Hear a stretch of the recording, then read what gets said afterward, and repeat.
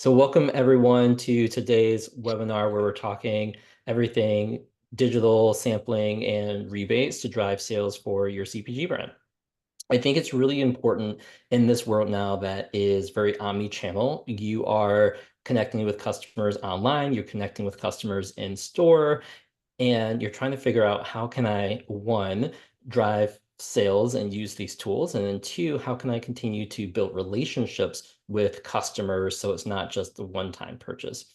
I think that it's incredibly difficult and it's getting more expensive these days to drive trial, drive repeat purchase. And so understanding the tools that you have available and how those align with your goals are super important.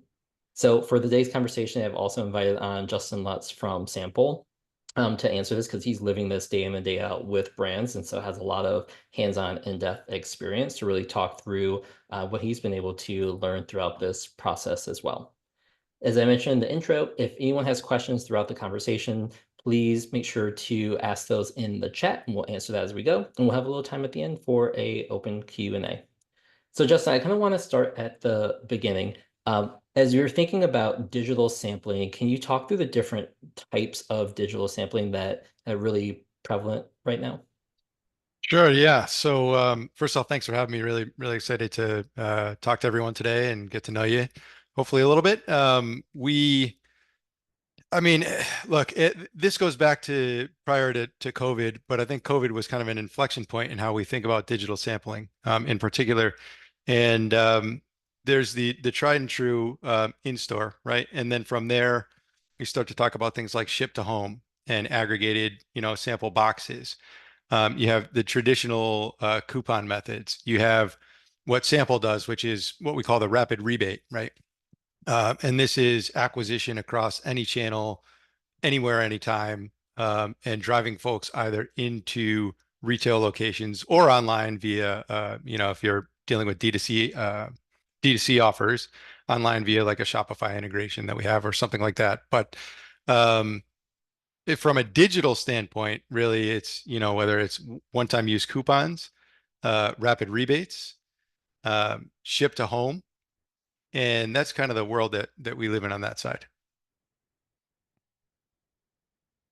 I love it. And so, I think one thing I always like to start with as brands are looking at different tools and tactics are to take it up a level and start with your goals as a brand, right? And so there's usually some underlying problem that you're looking to solve, and they're trying to evaluate what's the best strategy and tool and tactic to really solve that. And I think for a lot of brands listening, ultimately it comes down to driving sales, right? But it also, the next step above that is where do you want to drive sales? And so some of the inflection points that I've seen, right, is maybe you are purely e-commerce brand and you're looking to have a more engaging way for people to drive to purchase on your website.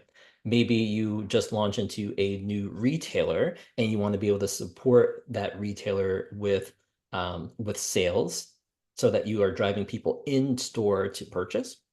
Or maybe you are looking to re-engage existing customers and people who are maybe even purchasing your product online, maybe they've lapsed a little bit, and you think that sending them to a retail store might fit their buying behavior, right? We've seen a big drop off of people buying e-commerce products as frequently as we've come out of the pandemic, and a lot more people shopping in store. And so how can you still maintain that relationship that you have digitally and get them to purchase, in store, and then understand if they're actually converting? Because I think that's the biggest part about retail is there's very little data on who's actually buying your products.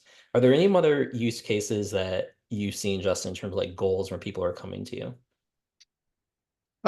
Yeah, I mean, you kind of hit the nail on the head there. It's on the one side you have velocity. On the other side is awareness and customer understanding, right? Market research.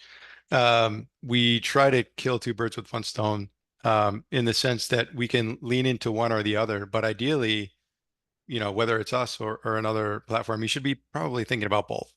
With the understanding that there may be times where you're like, listen, we have a category review coming up. We just need velocity at these particular retailers, these particular geos, right now, really fast. And we love the data, but we'll talk about it later. Um, on the other side, working through a new formulation, you're launching a new product, you're expanding into a new geography, you need to better understand your customers, right? And there are tried and true ways to do that. A lot of them are prohibitively expensive. So how do we provide everyone with the opportunity to get the first party data? We're talking about tens of thousands of first party data points, streaming in real time, and help you understand who these shoppers are. And you alluded to that as well, but going beyond just driving the sale, but really understanding who they are, and then hopefully leveraging that to improve your marketing mix going forward. I love that. And I love thinking about that sales funnel process as in that journey for a customer or potential customer as they're looking to kind of engage with your brand. Justin, you want to pull up the presentation that you have because I think it's helpful Sure. to have some visuals to talk through how to engage with brands at different stages or with customers at different stages. Of course, yeah. Um, do the That old sounds good. the old Zoom mantra. You can see my screen here. Yes. Okay. Uh, yeah. So this is a pretty generic customer journey specific to sample, but this is true across most of the digital, rebating marketplaces and platforms. Some form of this, right? So at the top of the funnel, you're acquiring a customer, and the question is, how are you doing that? We at Sample, have a massive opt-in audience, but um, we also do like to leverage other channels. We leverage paid media, for example. We want to acquire net new shoppers, and that's one of the ways that we do it. But at the end of the day, whether we're helping you acquire customers or whether you're doing it yourself or you have an AOR, an agency of record, shopper marketing agency, a social agency that you're working with, the first question that you have to answer is, where do we want to acquire these customers? And the simple answer is, well, you acquire them wherever they are, wherever they like to be. Um, but that may be a little bit different depending on the category and the brand. Some folks are running in-store demos and they have significant budget already attributed to that. So how can we help you augment those in-store demos? Provide you with a QR code, for example, and help you um, to attribute both the online and the offline engagements, attribute your in-store, attribute your online, and all of this going into one dashboard so that you can understand what's happening in real time and which channel is working best. Um, if it's paid media, right, making sure that we're segmenting and we're targeting in an intentional way. Uh, and then once we acquire the customer, the next thing that happens is we drive to a offer landing page. And that's basically saying, here's what the thing is. This is why you should care as a consumer. This is why you should care about it. Here's where you can get it. Driving them from there to a quick chat with sample looks something like this, where we're learning more about the shopper, who they are, what makes them tick, and then ultimately providing them with the instructions to redeem the offer that we're providing. Um, the piece of this that's pretty consistent across not only sample but a lot of the providers in this space now is the receipt upload, the redemption process, right? So uploading a receipt, that receipt gets validated. There's a question of how it happens, right? Hopefully your system behind the scenes is robust enough to do fraud detection and make sure that you're dealing with legitimate receipts. That then gets paid out. So the consumer then really quickly, in an ideal world, in less than a day, should be getting their payout, assuming they have a valid and legitimate receipt. And then, and you made mention of this, how do you continue the conversation? How do you continue to build that relationship? So being able to re-engage and retarget in an intentional way, um, putting what we call a loyalty offer, right? But the idea of a follow-up in front of someone and then saying, hey, Jordan, by the way, now that you've had a chance to try this product, what did you think of it? And if you recommend this to a friend, if you refer a friend, here's a BOGO offer for you. So this piece of the puzzle really serves a couple of purposes. One being obviously to continue the conversation, to learn more about the consumer. In Sample's case, we're asking a few more questions, capturing more first-party data. Um, in exchange for that, they're getting an additional offer and an additional incentive to go back into the store, purchasing 2 more units, which drives your acquisition cost down holistically when you think about the program as a whole. And then really ideally getting them to more organically start to share it with friends and family as well. I love that. As we kind of move on from here, I want to open up a survey question to the audience, so it should be live now. Have you used digital rebates before, any type of program? We'd love for you to answer yes or no, and we'll get a sense of that. While we wait, it's really interesting as we look about this journey because there are kind of multiple steps in here. And so it's important to understand like what your goal is, understanding there might be some drop off in here, but there's also a lot of information that can be gained. I know a lot of rebate programs are simply like, here's how to redeem, and then a customer has to go into store, usually like buy the product, scan the receipt, and then upload it and go through that whole process. I think that's really interesting, unique about what you're doing as well is being able to ask educational questions and polls and things Mhm. up front to almost even like qualify for people, right? Because if you see this on the internet or something, you might sign up for it just because and then forget about it as a user. And so it's really kind of understanding a little bit more about people and their journey around it as well. Yeah. All right. So Yeah. looking at the survey, about one third have used digital rebates before and two-thirds have not, which is good to see. So we have people on both sides.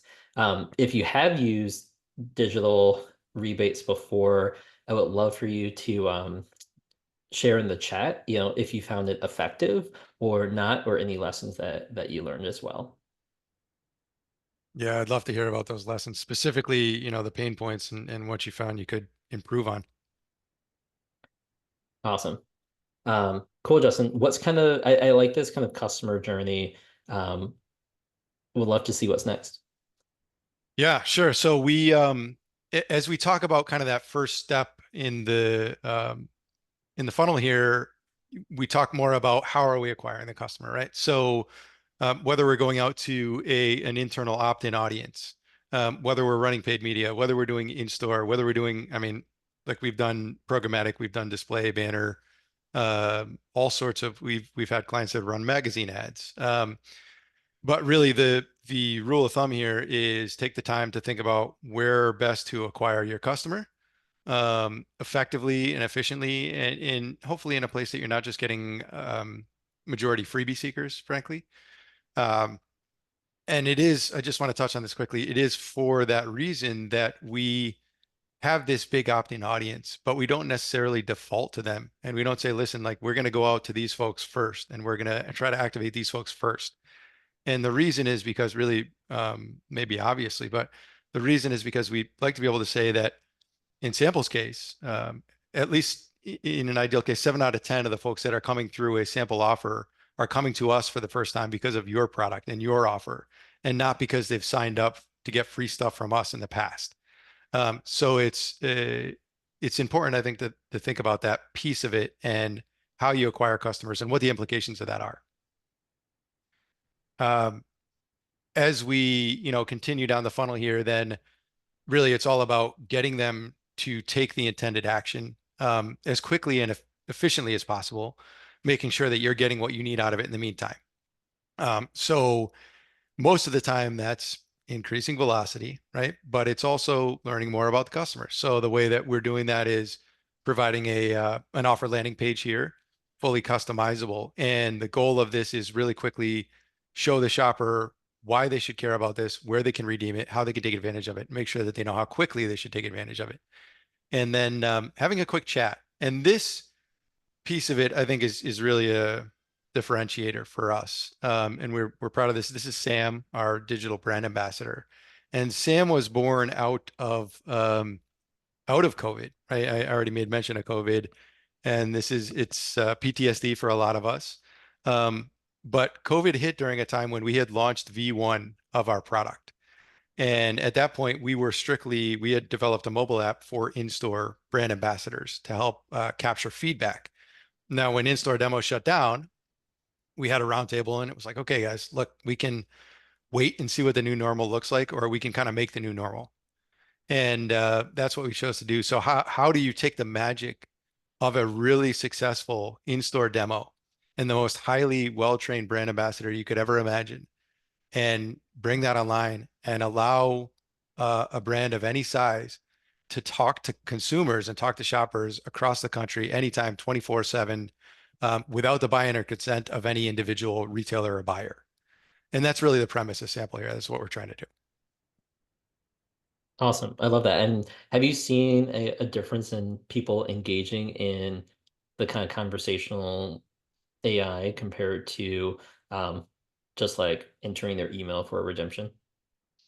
Yeah, I think so. The funny thing is, you can think about it two ways. One is, um, of course, it's a better way to capture information, right? Having a conversation. Everybody is at this point, most people are familiar with this format, right? This chat format. And regardless what your preconceived notions are about chatbots and how they work and how they're received, the data, at least now, shows that most consumers do prefer interacting in this type of format, assuming it's an enjoyable engagement. And that kind of underlies everything that we do, right? We put together these chats that are supposed to be fun and lighthearted and quick, most importantly, right? Like we're not asking you to spend 10 minutes of your time having a chat with a chatbot. But within 30 seconds, maybe there's a joke in there. There's a little bit of product education, helping you understand more about the product before you go and buy it, if that's important to you. But at the end of the day, providing an opportunity for us to have a dialogue and learn a little bit more about the customer. Um, the other way to think about this, though, is that we are intentionally, in some cases, introducing a little bit of friction in order to weed out the people that aren't necessarily our ideal customers. Um, and what I mean by that is they just want something quick and easy, and because they want it for free and that's it. And they don't really care about your brand, right? They don't really care about the product.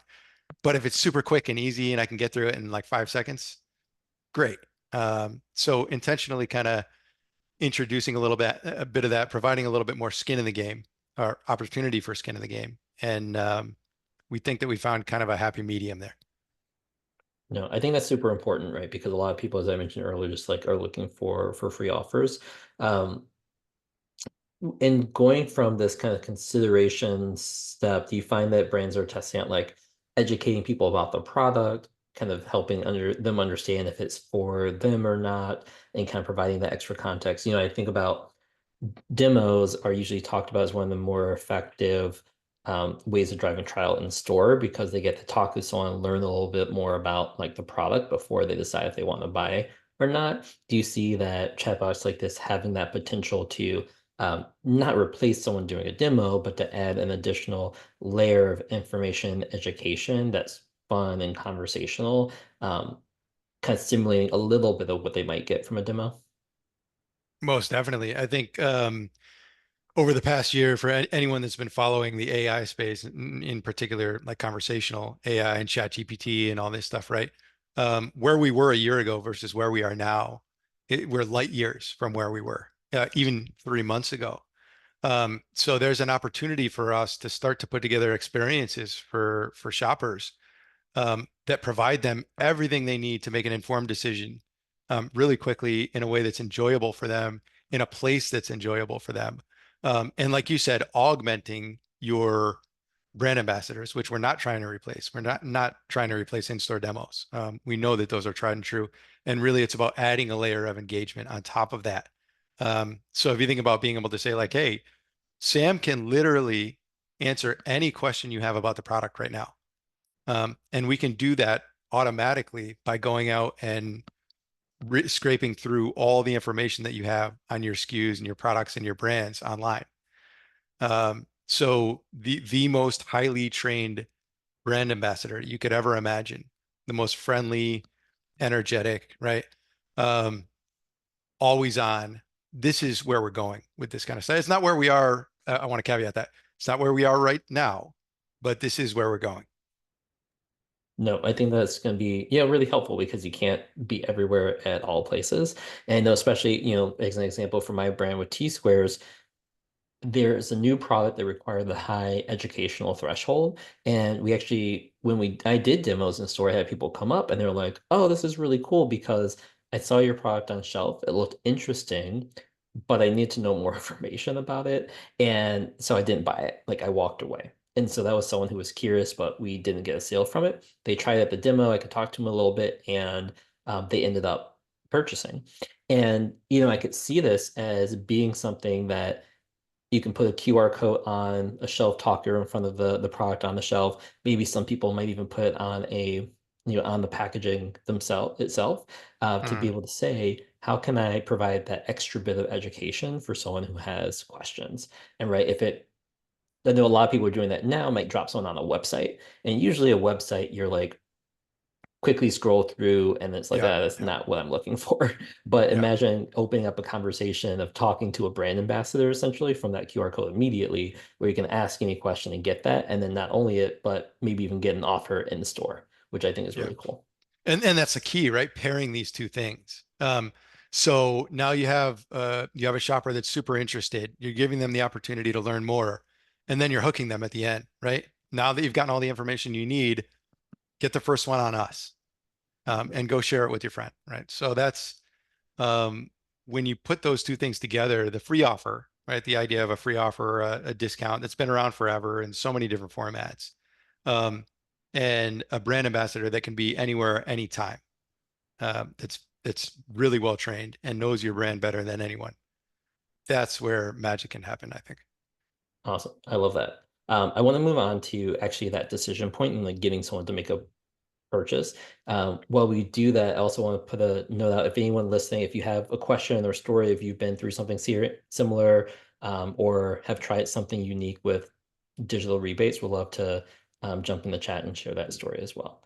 Um, but Justin, and taking that stuff, how many people are actually like redeeming? Are we seeing higher redemption rates for using digital rebates? Have we seen like a big drop off in people doing it? Kind of what are those deciding factors to actually get people to go from seeing an app or seeing like having a conversation, getting a discount to actually going in the store and redeeming it? Yeah, that's a great question. So I can speak to samples data kind of across the board, across categories for the life of the platform. We that offer landing page, which is really the first touch point after we initially acquire the customer, converts at roughly 80%.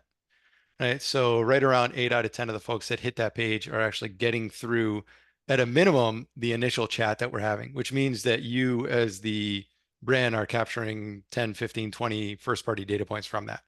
Um, from there, then on average, 15 to 25 on the higher end, we've gotten as high as like 45% that actually go into the store and convert. Um, and then you start to talk about, okay, like what are the criteria and what are the factors that go into a successful activation? And really, it comes down to three things. And these are probably going to sound very obvious as I say them. But one, the product itself, right? So if you're using this tool as a band-aid to cover up a product problem, you should probably address your product problem before you come to someone like us. Um, if on the other hand, you are very confident that you know your problem is that people just haven't heard of you, they haven't seen you, they haven't tried you. And once they do, they are going to love you. They're going to talk to their friends about it. They're going to share it. That's when you come to us, right? So that's number one. Number two is the offer itself, right? Am I giving $1 off a $10 SKU? Or am I putting my own skin in the game and I'm putting my own name behind it? We're so confident that you are going to love it and you're going to come back that the first one's on us, right? And the first one for your friend is on us too. Um, that's number two. And then number three is optionality. And what I mean by that is where are we allowing them to redeem this offer? So if we know that behavior change is tough, like no matter what you're talking about, any kind of behavior change is tough. So we want to allow them to redeem this offer in places where they would normally shop, ideally. If you're targeting Whole Food shoppers and you're asking them to go to Mom's Organic Market to take advantage of this offer, conversion is going to be lower, right? Because of that. So lean into, like, again, obvious things, but these are things that make a successful activation. Yeah, I think that's important. I think it makes a big difference between having a successful experience and not. I think a lot of founders, because if sales are hurting, you need to do something and take action immediately. You're like, okay, I just need to like try something. But if you don't have all those preconditions met, then you're likely going to be disappointed at the end and think like, oh, it didn't work. No one, it was a waste of money. It's like, yeah, it was a waste of money because you should have, worked to get all those other prerequisites done Yeah. first. It's Michael it's has, the good. sorry, go ahead, Jordan. I was just gonna say, Michael has a question. So he has a tea product that retails at 15.99, and so it's hard to give away free product. And he was thinking about doing Yeah. a BOGO. Do Yeah. BOGOs offers still convert, or is it like a much higher or a much lower redemption rate? So I'll be super transparent with you, Michael. It can work in the with the right combination of, retailers, and you have a product that kicks ass. Um, if it's, a Whole Foods or a Walmart or a Target or a Kroger, again, somewhere that folks are shopping, it can work. Um, then we have a conversation about, are you better off going with a BOGO or a straight 50% on a single unit? And you might think, well, BOGO, like they're getting more, but they're also more out of pocket up front. So we always have that conversation as we kick off and try to understand, work through different scenarios and try to understand what's best. We actually have an ROI calculator that we can plug these numbers into and model out different scenarios and then show you, like, on an annualized basis, if you were to run this for a month, what do the results look like, um, from an ROI standpoint? So it's worth, in most cases, like anything other than free, it's worth modeling out a few different scenarios. And you might find that something you weren't thinking about actually is going to work a lot better than the obvious thing that might be a BOGO or it might be at 50%. But the other thing is that, which is cool about this, is that you're not tied to any particular offer for more than a couple days, right? So being able to really rapidly, like, A/B test different offers, and different creatives and different messaging and all this stuff, like, you have the power to do that. So you can dip your toes in the water and cap it and say, like, hey, we're going to invest $1,000 into this offer, this particular retailer, and then we want to test some other stuff as well. Um, and I encourage everyone to do that, because the thing that your preconceived notions and assumptions might not necessarily resonate once you get it out there. Yeah, I think that makes a lot of sense. And I think also in terms of, as we are talking about those goals, that probably comes into mind. So for anyone, making a new purchase at $16 for a single product, it's a higher price point. So you're probably going to get less conversion normally, just at a higher price point. And so just keep that in mind. And so Yeah. if your goal is to acquire new customers, it could probably still be done, but there might be a lower redemption rate. But are Yeah. there other goals in terms of maybe you want to drive some of your existing customers into store? And if they're familiar with their product, they normally buy it once every 6 months, right? If it's tea, maybe it's a little less. Maybe they can go in, get those two bags. And for you, it's driving double the velocity in retail so that maybe the retailer's happy. Maybe you can pitch them like, hey, look, our velocity is increasing, Yeah. can you give us this end cap display? Because people are obviously looking for our product, right? And so there might be some other levers that you can strategically negotiate there as you are pushing it. So yeah, like for a new customer, that's probably too high and maybe BOGO won't work. But maybe if you're just supporting a new retail launch, then it can. That's a huge point. And to that end, like, making sure that you're looking at this holistically, right? And not just looking at one facet of it, right? Your unit economics on the single BOGO, but what else can you get out of it? How else can you spin it? How can you use it to improve your sales narratives, when you go into the buyer? And there's always more there, right, than meets the eye at first. Yeah, absolutely love that. Cool. I love those questions. Let me know if you have if anyone has any other questions around that. Um, All right, then I'd love Justin to get into my favorite topic around loyalty, right? And so if someone's getting a free product, that's an easier ask to say yes, but how is that helping me long term? And so I'd love to kind of hear anything around getting someone to buy twice and the way that you think about that. Yeah. So that is, without a doubt, it's we call it the $1 million question, I think, when we spoke last, but like the multi-billion-dollar question. Easily, I think. Um, the of course, there's always drop off that you're dealing with, right? And you want to make sure that you are accurately and effectively acquiring the folks that are most likely to reconvert.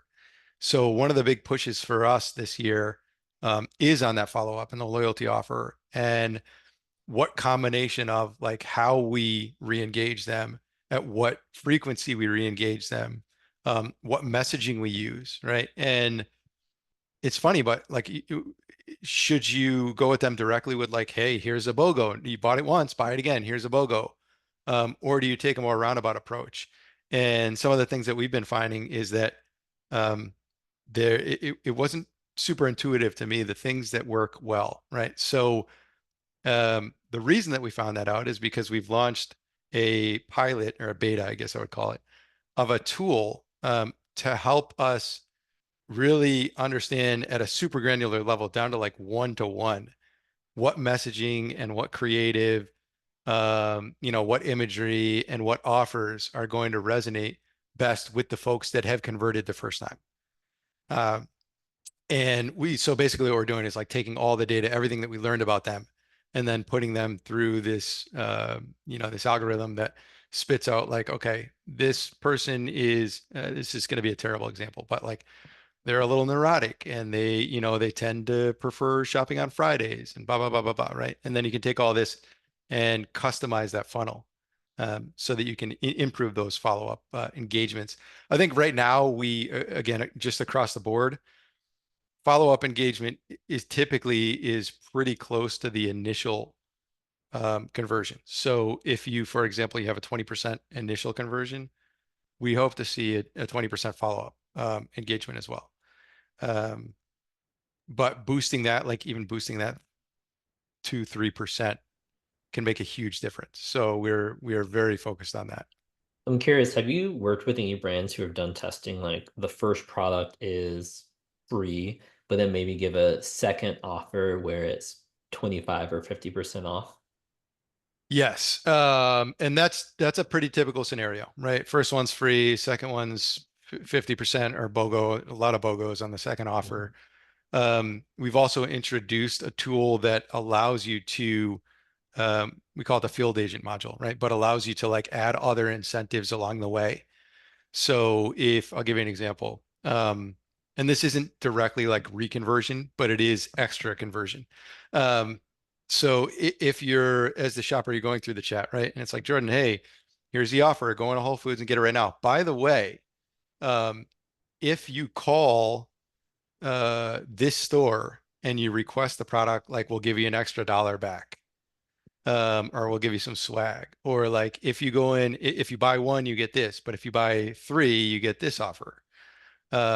So having the flexibility to put together like additional incentives and like action-based incentives in particular along the way to get folks to share it, to get folks to talk about it, to get folks to call, prospective retailers and buyers and request your product. So there are ways to start to build loyalty. And really, when you think about it, like that starts to turn them into a brand ambassador, right? Yeah. Turn your shopper into a brand ambassador. So multiple steps along the way, in addition to just the basic, like, hey, here's the follow-up offer that we're going to send you no matter what. Yeah. And I think one thing that I always like to think about is that, think about any products that you've purchased at the grocery store. It usually takes adding that product to your cart, like physically if you're there, 3, 4 times before it becomes a habitual purchase where like it's Yeah, just part of your consideration or it's part of your shopping list now. And I think yeah, that's probably like the ultimate goal is like how do you go from that trial to it being on that shopping list? So one, it needs to deliver value, but two, it yeah, just needs to become like a habit for yeah, people to yeah, use and consume. Um, and so in thinking about like I don't want to just discount my product every time, definitely true. But how do you encourage that habitual purchase where you're almost like weaning them off the discount because if they truly yeah, find value in the product, then for the price, then they'll hopefully buy it at the full retail price. Like once they understand, like, okay, that's not reasonable to expect it always to be on sale, but you're doing that over time. And I love what yeah, you're looking at in terms of exploring ways of turning them to brand ambassadors or brand advocates. So they're like telling more people, they're getting swag, they have all these other rewards.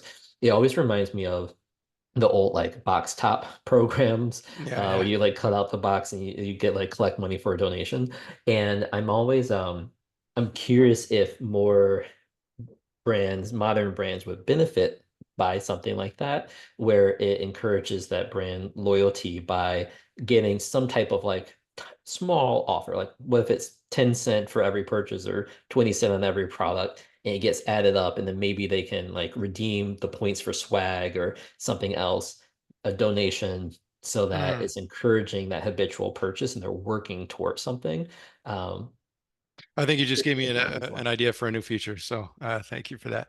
Well, I'm excited to Um, see it in action because I hope it'll yeah. help. Yeah, no, that's great. Yeah, and I think you're spot on. We gamification, like there was a certain, and I don't know if there still is, but for a while it was like a certain stigma around that word because it was everywhere, like gamify everything, right? Um, but there's a certain truth to it if you do it in an intentional way. And so you don't have to like shove it down someone's throat, but little things like that. And even the chat, if you think about it, like it's a form of gamification, right? Having this conversation with Sam. Um, so yeah, I think there's a ton of opportunity to get creative with how we re-engage and what we're providing and what that means in the long term. I love that. I do want to mention and hit on pricing so that brands have a sense of like how much this stuff costs. Yeah, I know you can, mostly talk from your experience, but when brands are looking to engage a program like this, do you want to share me like what sample pro cost looks like? And I'm sure sure. Yeah, different yeah. competitors are a little higher, a little, a little different depending on what the offering is, Happy just to so do brands that. have a sense. Because everyone's like, all right, so how much do I need to invest in a program like this? How should I think about my return on investment and Yeah. over what time period? Yeah. So let me this is going to be probably a little overshare, but I can always provide more information for anybody that's interested. And I'll talk specifically about sample programs. And I think based on what I've heard and what I know, we're probably on the more affordable side in this space in comparison to competitors. But regardless, Sample offers two programs. One is where we are kind of doing everything. We act as an extension of your marketing team. We're doing the acquisition. We're running paid media. We're optimizing and A/B testing. And if we tell you we're going to get you 1,000 signups, we're on the hook for that. That's the blue side here, right? It's $12.99 a month is kind of your entry point. On the other side, when you talk about, we call it bring your own marketing, but kind of do it yourself. Really, what changes between these two is Sample acquiring these shoppers for you, or are you acquiring the shoppers and driving them to the offer page that we host? And if you recall that infographic there, everything else is more or less the same, right? Like we're doing everything after step one, the initial acquisition, for that 399. In this case, 399 a month gets you 1,000 signups, and then we do 45 cents after that, and we'll cap it, right? If we can align on what the goals are. And by the way, you can also at any time say, here's our budget, please don't exceed this. And then that, we'll back into like, here's the number of signups that you have every month. If you want to add to that, that's great, but you'll never receive an invoice that you don't expect. Um, so we try to keep it very simple, right? Do you want us to do everything for you? You want to be hands off and all you have to do is take a look at the reporting every day? Or do you want to be more involved and your team because you have a very competent marketing and media team internally, or you already have an agency that you're working with, they can handle spinning that stuff up and Sample can take care of the rest for you. So I think from an overall investment, like if you were to ask me, can you just throw out a number, like broad strokes, just give me a number. I would say you probably want to earmark somewhere between like six and $10,000 minimum, especially when you factor in the cost of the rebate itself, right? Yeah, And the any less than product and that, everything. it's like how much are you moving the needle? And you can be penny wise, pound foolish. And I hate to say that because it's such an overused like trope, but really like don't well, I'll show you the numbers and show you the ROI if you do it the right way. And you're much better off because to your earlier point, like the worst thing is that you invest this money, you invest $6,000 to $8,000 and you don't get what you want out of it. So that's kind of the way that I would look at it. We go month to month in most cases, so we don't ask for like an annual commitment. I don't know, I can't speak for any of the other options in the space, but the thinking here is that like we're trying to eat our own dog food, specifically, right? Like we're providing a service that helps people try things for free or at a discount, and we should kind of be doing the same thing. So making it super simple to get going and then scale up, and you can scale up to infinity. Yeah, I love that. We're going to open it up to the audience in just a minute here for questions. So if you have a question or considering one, um, type in the chat, just say question, and I'll invite you to come up on stage and on audio or video, you can ask your question to Justin directly, or if you can use like the hand raise emoji, just anything to get my attention in the chat. Just go ahead and put that in. You don't have to type out your full question. If you do feel more comfortable, you're not somewhere you can talk, you can type out your question as well. We can get that answered so that when you're leaving this, you have all the info that you need. Um, Justin, I do want to ask the first question. You touched on this a little bit, but when's a good time for a brand to use digital rebates and start engaging, and when's not a good time? Oh man, that's such a deep question. A good time is anytime you need to boost velocities. Well, hold on, let me back up. If you have adequate distribution. So I guess that's a bad time is before you have adequate distribution, because then no matter how hard you push it and how many eyeballs you get on it, folks aren't actually going to be able to convert.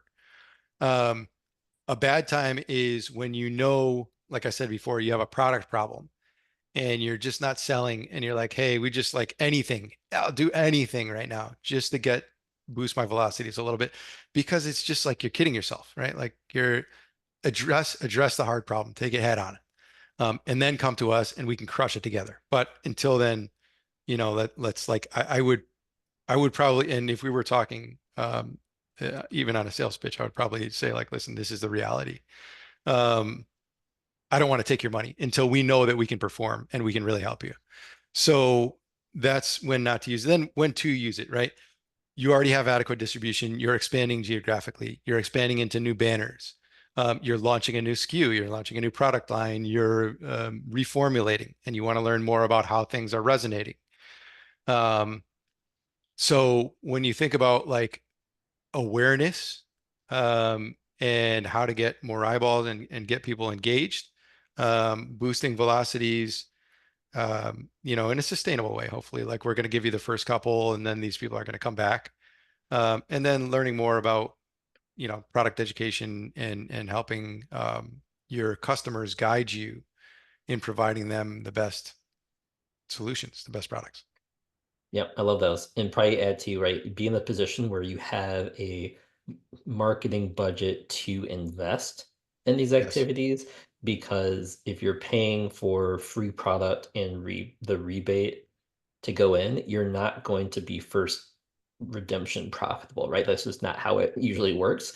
Yeah. And Yeah. so make sure you have budget set aside that says like we're going to invest this now so that in 2, 3, 4, 5 months we can start seeing those benefits grow. Yeah. Yep. Exactly. That's where the ROI calculator comes in. It's like, look, if you're just looking at the first purchase, I don't think you're looking at it the right way. And here's why. Because it's a long tail thing, right? Like even traditional sampling, it's a long tail game. So I think that's a great point, and it can't be overstated. Awesome. I also want to invite if anyone has used sampling and want to share their story, like good and bad, like how it worked, what worked well, what didn't work well. I'd love to invite you up to share a little bit. You just mentioned that in the chat that you'd be willing to share. While I wait for those, Justin, if a brand wanted to, they're small, they're just in a couple of stores, but they still like this idea of doing rebates. Are there ways to do this manually if your redemptions are maybe a couple dozen, where they can get started doing this?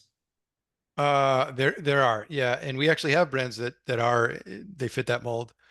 Our goal is always like to grow with you, right? Like, and I never want to say you can't, you're too small to use us or anyone for that matter. Um, in that scenario, I'd probably say the bring your own marketing plan. So then you decide how to acquire the customer. You decide, and in most cases, it's like, hey, we have email lists that we've acquired. We're going to throw a link on a banner on our website. We're going to use our organic socials and just kind of blast it out that way. We have brand ambassadors out in store, and they're going to blast it out that way. Um, and then in that scenario, we typically would say, look, we're going to waive the base fee for the first couple months, and we're just going to charge you per sign up. So it's strictly like transactional, use pay for what you use. Yeah. We are actually launching a lower tier right now. I don't want to talk about specific pricing, but it's probably going to be somewhere in like the $99 a month range. And then just pay for what you use so that anyone feels comfortable just kind of dipping your toes in the water. Yeah. Yeah. I love those. And I'll add too, like if anyone's like super scrappy, I'm like, we might get five of these during a demo or something. And so you're like, maybe it's manageable. There are ways of like set up a QR code, someone can land on, a Google form page or something on your website and or text you. I've seen those like, hey, just Yeah, yeah, text me a picture of your receipt and I'll just look at it, Venmo you the money kind of from our account to like do totally. it super Yeah, scrappy, right? But like yeah, you want to make sure they're getting a good experience, they're getting their money back. But so if your like redemptions are literally 5 to 10 in the demo, you can sit down for 30 minutes after and kind of take care of the legwork. Like it's a good way just to try it on a very localized level, just to get a sense of the experience. yeah, And then if you're like, hey, there's actually like this is starting to work, but like I cannot manage this, like this is not realistic, then it gives you a little bit of that confidence to work with Sample or someone to like start actually scaling up that program. yeah, yeah. And never like I'm always happy to have, and I love having conversations early on, whether or not it's a fit, just to brainstorm, right? And kick around ideas because you never know, like there may be things that you're thinking about that could benefit us. And then we weave those into the product and it helps everyone. So yeah, always happy to have those conversations. Perfect. Awesome. Well, if there's no other questions, if there's any last minute questions, let me know. But Justin, thanks so much for being on and for talking through everything on here. I think it's super helpful for brands to learn and understand how to use digital rebates. I will be sharing out the recording for this conversation as well, so keep an eye on that. And if you have any other questions, feel free to reach out. I'll send out the email with Justin's contact information as well, so you can get in touch if you're interested. Thanks so much, Jordan. Thanks, Justin. Nice to see y'all. Take care.